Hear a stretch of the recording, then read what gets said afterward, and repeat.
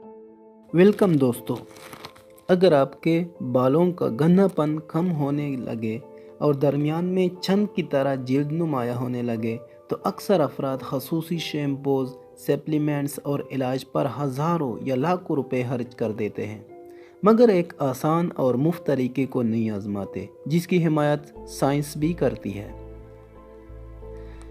बालों से महरूमी सिर्फ मर्दों का मसला नहीं, दर हकीकत ख़वातीन की बड़ी तादाद को भी इसका सामना होता है, लेकिन मर्दों में ये मसला ज़्यादा नुमाया होता है।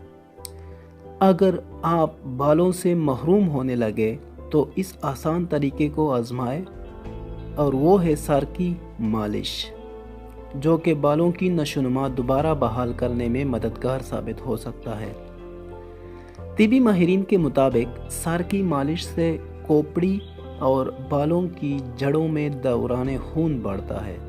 एक तहकीक में दरियाफ्त किया गया है कि दिन भर में सिर्फ 4 मिनट की मालिश से ऐसे जीन्स की सरगर्मियों को बढ़ाया जा सकता है जो कि बालों की नशोनुमा में मदद देते हैं, जबकि इन जीन्स की सरगर्मियां कम होती है जो कि गंजपन और वरम का बायस होती है।